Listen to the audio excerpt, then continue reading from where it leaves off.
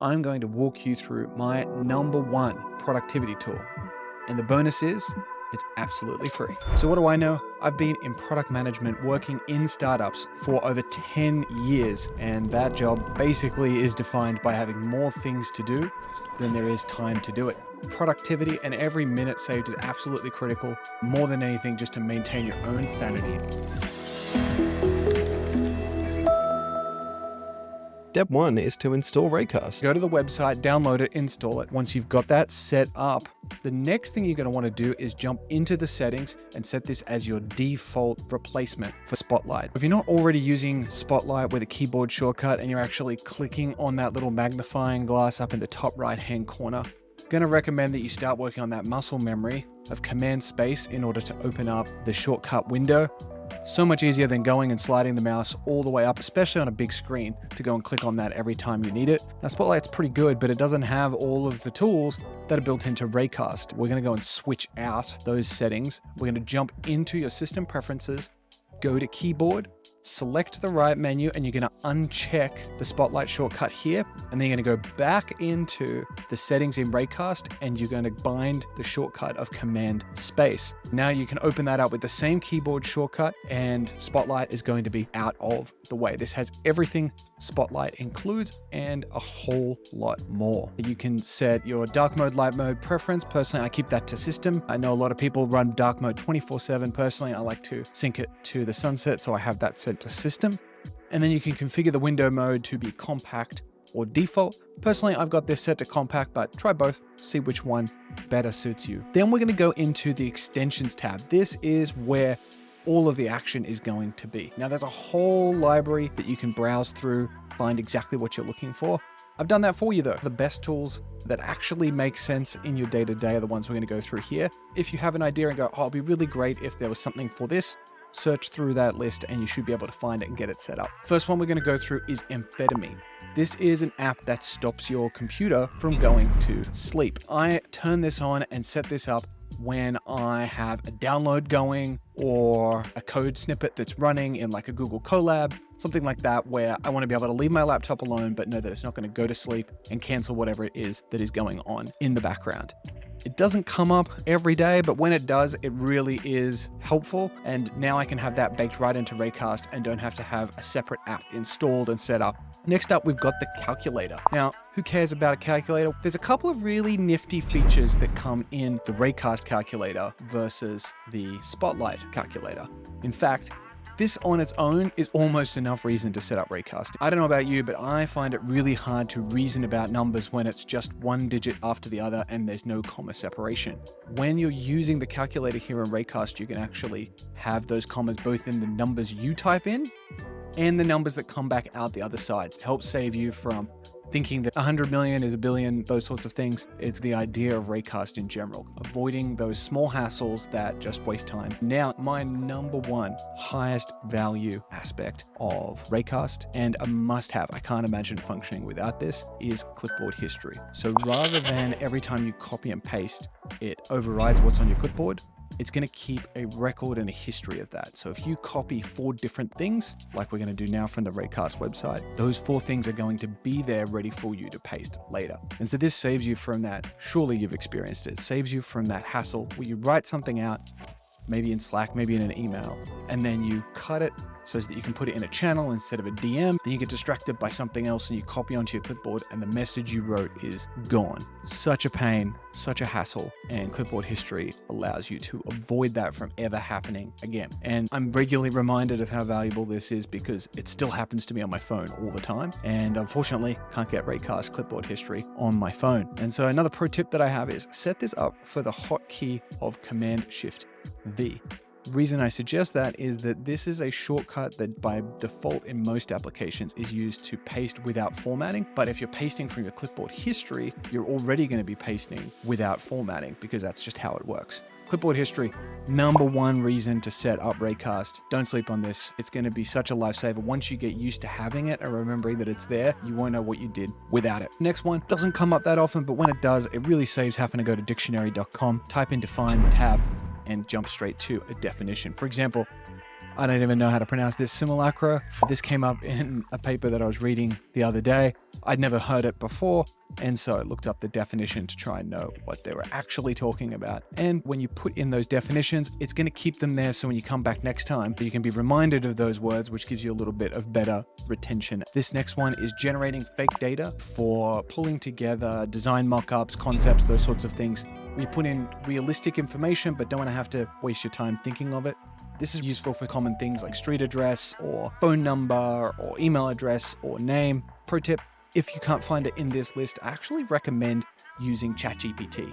You can be really specific and get that information out as well. Next up, we've got Home Assistant. I use this for home automation. Basically allows you to plug in multiple device ecosystems into one place. A lot better than trying to use all those apps and pull them together within the iOS ecosystem. Nice little open source tool. Highly recommend it. This basically allows me to jump right in and activate a scene just from my keyboard. I have one for turning on my Office setup, turning off my Office setup. If you've got that set up, you can plug it right into Raycast. Next up, we've got Jira. This is really great for being able to search quickly within Jira, or one that I come up with a lot is jumping specifically to a certain Jira ticket. I can just jump in here, press Jira, press enter, type in the code, and you're looking right at that Jira issue. Neat little time saver if you're a product manager like me, or otherwise Jira is a key part of your workflow. Screenshots. This uses optical character recognition to search the text within your screenshots. I save all my screenshots into a single folder, which actually syncs between both my work and personal machine. And then you can search through to find exactly what you're looking for. This is a huge time saver, and I cannot recommend it more. Searching for GIFs, I don't know, maybe I'm a bit of a cliched millennial, but GIFs are a key part of my communication. You can search through Giphy by default and a couple of other libraries as well, and copy the GIF directly to your clipboard. And you can also move between a device as well. So you can search through here on your computer and then paste it into a chat on your phone, which I find is really handy because searching through Giphy on your phone can be a bit of a hassle. Next up, we've got shortcuts. I know a lot of people get a ton of value out of their shortcuts. If you've got home automation and don't want to go through the Home Assistant setup route, but you've got it working within shortcuts already, this is going to be perfect for your use case. But if you have any other way that you use shortcuts, this allows you to type it in and activate it really quickly. Next up, we have Snippets. This allows you to type something in and expand it out to full text.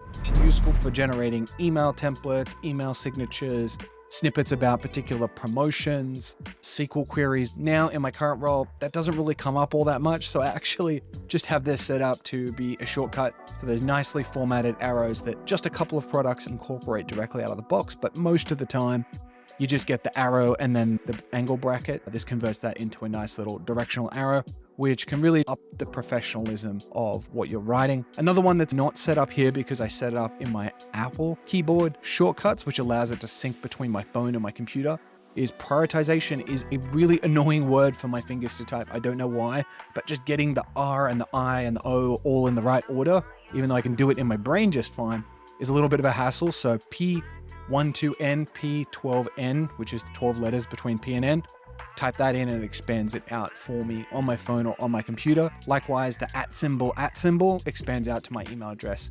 Great time saver. Next up, Spotify controls. I don't know about you, but for some reason, the play pause button on my keyboard, on my laptop, always plays and pauses the wrong thing, not what I'm actually listening to. Most of the time, the sound that I actually want to play or pause is Spotify.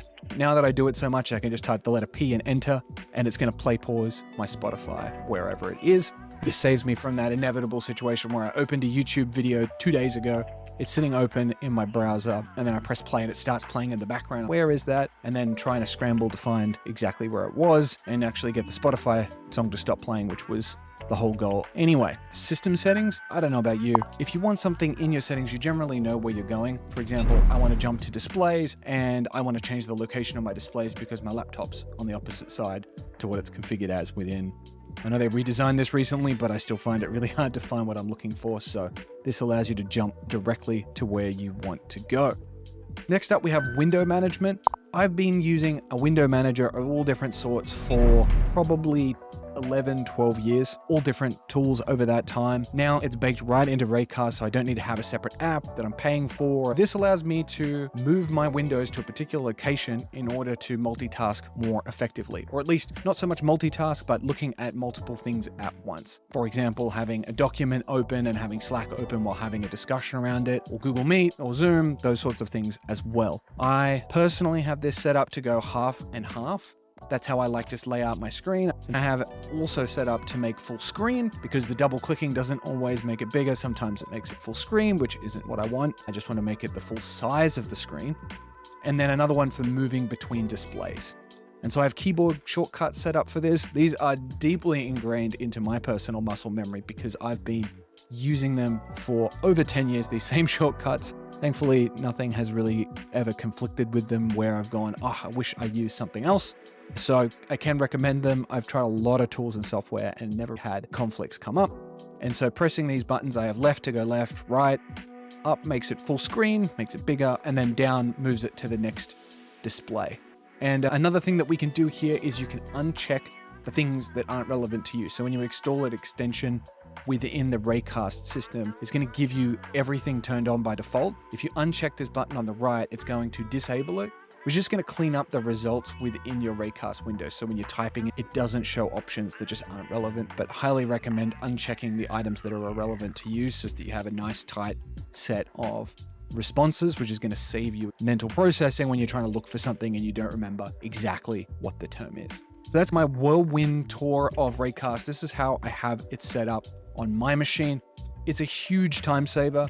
Highly recommend it. It may not seem like a lot, but those seconds, multiple times per day, multiple times per hour, really add up. And honestly, even if they don't add up, it's just the effort that you're saving. Set it up, try it out. It'll take a little while to build some of the muscle memory, some of the things you might put in and find that, actually, I never really do that. Some of them you're going to find you can't live without. So set those up, see how it goes. Let me know what you think. If you found this useful, I can run through some of my other tools, my number one paid tool, some of the other free systems that I use in order to really get the most out of my day and really put my machine to work for me. If you think that's something you'd be interested in, do let me know and I can put some content together on that topic. Thanks for tuning in. I'll see you in the next one.